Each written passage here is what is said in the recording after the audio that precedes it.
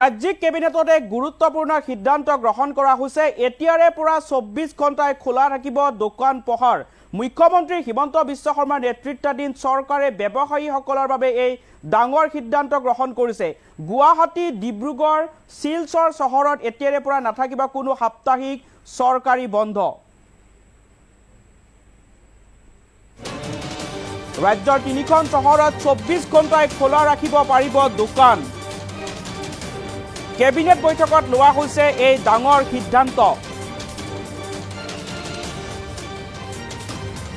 গুৱাহাটী, ডিব্ৰুগড়ত 24 ঘণ্টাই খোলা ৰাখিব পাৰিব দোকান। শিলচৰতো 24 ঘণ্টাই দোকান খোলা ৰাখিব পাৰিব দোকানীয়ে। আৰু এতিয়াৰে পৰা নাথাকিব সাপ্তাহিক বন্ধ। কেবিনেট বৈঠকত ব্যৱসায়ীসকলৰ বাবে এক ডাঙৰ সিদ্ধান্ত গ্ৰহণ কৰিছে এতিয়া চৰকাৰে। চৰকাৰী নিয়মত নাথাকিব, কোনোবাই ইচ্ছা কৰিলে বন্ধ ৰখাত আপত্তি নাই। আন টাউনসমূহত নিশা 2 বজালৈকে খোলা ৰাখিব পাৰিব দোকান। আৰু গ্ৰামাঞ্চলৰ দোকানসমূহ খোলা ৰাখিব পাৰিব নিশা 11 বজা পৰ্যন্ত। দোকানত ৰখা কৰ্মচাৰীক সপ্তাহত 48 ঘণ্টাতকৈ বেছি সময় কামত খটুৱাব নোৱাৰিব। আৰু কেবিনেট বৈঠকত এই সিদ্ধান্ত লোৱা হৈছে। অত্যাধিক কামৰ বোজা দিব নোৱাৰিব দোকানৰ কৰ্মচাৰী। সংবাদ মেলত ঘোষণা কৰিছে মুখ্যমন্ত্ৰী হিমন্ত বিশ্ব শৰ্মাই। আৰু কেবিনেটৰ অন্তত এই বৃহৎ ঘোষণা কৰিছে এতিয়া মুখ্যমন্ত্ৰীয়ে। ৰাজ্যৰ 3খন চহৰত 24 ঘণ্টাই খোলা ৰাখিব পাৰিব দোকান। কেবিনেট বৈঠকত ব্যৱসায়ীসকলৰ বাবে লোৱা হৈছে এক ডাঙৰ সিদ্ধান্ত। এতিয়াৰে পৰা গুৱাহাটী, শিলচৰ আৰু ডিব্ৰুগড় চহৰত 24 ঘণ্টাই দোকান খোলা ৰাখিব পাৰিব। আৰু কেবিনেট বৈঠকৰ অন্তত মুখ্যমন্ত্ৰী হিমন্ত বিশ্ব শৰ্মাই এক বৃহৎ ঘোষণা কৰিছে। ৰাজ্যৰ 3খন চহৰত 24 ঘণ্টাই খোলা ৰাখিব পাৰিব দোকান। ব্যৱসায়ীসকলৰ বাবে এই সিদ্ধান্ত লোৱা হৈছে। এতিয়াৰে পৰা কোনো ধৰণৰ সাপ্তাহিক বন্ধ নাথাকিব, কিন্তু ব্যৱসায়ীয়ে ইচ্ছা কৰিলে দোকান বন্ধ ৰাখিব পাৰে, ইয়াত কোনো আপত্তি নাই। কিন্তু চৰকাৰী হিচাপত এতিয়াৰে পৰা সাপ্তাহিক বন্ধ নাথাকিব। আৰু এই 3খন চহৰৰ বাহিৰে আন চহৰসমূহত নিশা 2 বজালৈকে দোকান খোলা ৰাখিব পাৰিব দোকানীয়ে। লগতে গ্ৰামাঞ্চলৰ দোকানসমূহ 11 বজা পৰ্যন্ত খোলা ৰাখিব পাৰিব। আৰু দোকানত ৰখা কৰ্মচাৰীক 48 ঘণ্টাতকৈ এসপ্তাহত বেছি সময় কামত খটুৱাব নোৱাৰিব। আৰু অত্যাধিক কামৰ বোজা দিব নোৱাৰিব দোকানৰ কৰ্মচাৰীক। আৰু সংবাদ মেলত কেবিনেট বৈঠকৰ অন্তত সংবাদ মেলযোগে এই বৃহৎ ঘোষণা কৰিছে এতিয়া মুখ্যমন্ত্ৰী ডক্টৰ হিমন্ত বিশ্ব শৰ্মাই। কেবিনেট বৈঠকৰ অন্তত এই বৃহৎ ঘোষণা কৰিছে। ৰাজ্যৰ 3খন চহৰত এতিয়াৰে পৰা 24 ঘণ্টাই দোকান খোলা ৰাখিব পাৰিব দোকানীয়ে। গুৱাহাটী, ডিব্ৰুগড় আৰু শিলচৰ চহৰত 24 ঘণ্টাই ব্যৱসায়ীয়ে দোকান খোলা ৰাখিব পাৰিব। লগতে গ্ৰামাঞ্চলৰ দোকানসমূহ নিশা 11 বজা পৰ্যন্ত খোলা ৰাখিব পাৰিব ব্যৱসায়ীয়ে।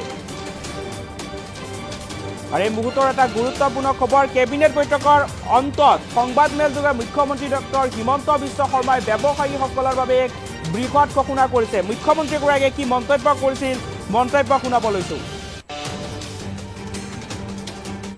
এটা গুৰুত্বপূৰ্ণ সিদ্ধান্ত লৈছে যে গুৱাহাটী, ডিব্ৰুগড় আৰু শিলচৰত দোকান পোহাৰ এতিয়া 24 ঘণ্টা খোলা ৰাখিব পাৰিব। আৰু সাপ্তাহিক এটা যি বন্ধৰ কথা আছিল, এতিয়াৰ পৰা সাপ্তাহিক বন্ধটো নাথাকিব। চৰকাৰী নিয়মত নাথাকিব, কোনোবাই বন্ধ কৰিব খুজিলে কোনো আপত্তি নাই।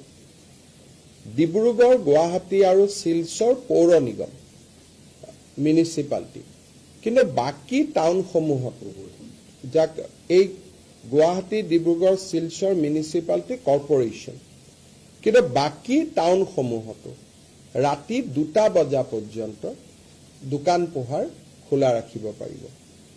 গ্ৰাম্যাঞ্চলত ৰাতি 11 বজালৈকে দোকান পোহাৰ খোলা ৰাখিব পাৰিব, যাতে আমাৰ ক্ষুদ্ৰ ব্যৱসায়ীসকলৰ উপাৰ্জন বৃদ্ধি হয়। তাৰ বাবে আমি এই ব্যৱস্থাটো গ্ৰহণ কৰিছোঁ।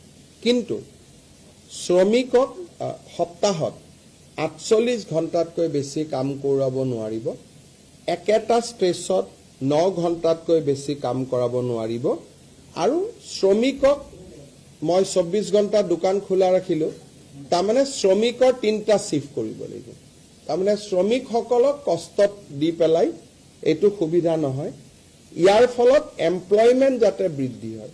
9 আৱাৰ্ছৰ কাৰণে যদি দোকানখনে 2টা এমপ্লয়ী ৰাখিছিল, এতিয়া 24 ঘণ্টাৰ কাৰণে তেওঁ 2টা 3টা শিফ্টত আৰু 4জন বেছিকৈ এমপ্লয়ী ল'ব, যাতে আমাৰ অসমত নিয়োগৰ সুবিধা হ'ব পাৰে, ব্যৱসায় বাণিজ্য ভাল হ'ব পাৰে বিহুৰ বতৰৰ আগত, পূজাৰ বতৰৰ আগত। তাৰ বাবে আমি এই সিদ্ধান্ত গ্ৰহণ কৰিছোঁ, আৰু মই ভাবোঁ যে এই সিদ্ধান্তই আমাৰ অসমৰ ব্যৱসায়ী মহলক যথেষ্ট সহায় কৰিব। আজি কেবিনেটে এটা গুৰুত্বপূৰ্ণ সিদ্ধান্ত লৈছে যে গুৱাহাটী, ডিব্ৰুগড় আৰু শিলচৰত দোকান পোহাৰ এতিয়া 24 ঘণ্টা খোলা ৰাখিব পাৰিব, আৰু সাপ্তাহিক এটা যি বন্ধৰ কথা আছিল, এতিয়াৰ পৰা সাপ্তাহিক বন্ধটো নাথাকিব, চৰকাৰী নিয়মত নাথাকিব। কোনোবাই বন্ধ কৰিব খুজিলে কোনো আপত্তি নাই। ডিব্ৰুগড়, গুৱাহাটী আৰু শিলচৰ পৌৰ নিগম, মিউনিচিপালিটি, কিন্তু বাকী টাউনসমূহতো, যাক এই গুৱাহাটী, ডিব্ৰুগড়, শিলচৰ মিউনিচিপালিটি কৰ্পৰেশ্যন, কিন্তু বাকী টাউনসমূহতো ৰাতি 2টা বজা পৰ্যন্ত দোকান পোহাৰ খোলা ৰাখিব পাৰিব। গ্ৰাম্যাঞ্চলত ৰাতি 11 বজালৈকে দোকান পোহাৰ খোলা ৰাখিব পাৰিব, যাতে আমাৰ ক্ষুদ্ৰ ব্যৱসায়ীসকলৰ উপাৰ্জন বৃদ্ধি হয়। তাৰ বাবে আমি এই ব্যৱস্থাটো গ্ৰহণ কৰিছোঁ। কিন্তু শ্ৰমিকক সপ্তাহত 48 ঘণ্টাতকৈ বেছি কাম কৰাব নোৱাৰিব, একেটা ষ্ট্ৰেচত 9 ঘণ্টাতকৈ বেছি কাম কৰাব নোৱাৰিব, আৰু শ্ৰমিকক মই 24 ঘণ্টা দোকান খোলা ৰাখিলোঁ, তাৰমানে শ্ৰমিকৰ 3টা শিফ্ট কৰিব লাগিব। তাৰমানে শ্ৰমিকসকলক কষ্টত দি পেলাই এইটো সুবিধা নহয়। ইয়াৰ ফলত এমপ্লয়মেণ্ট যাতে বৃদ্ধি হয়।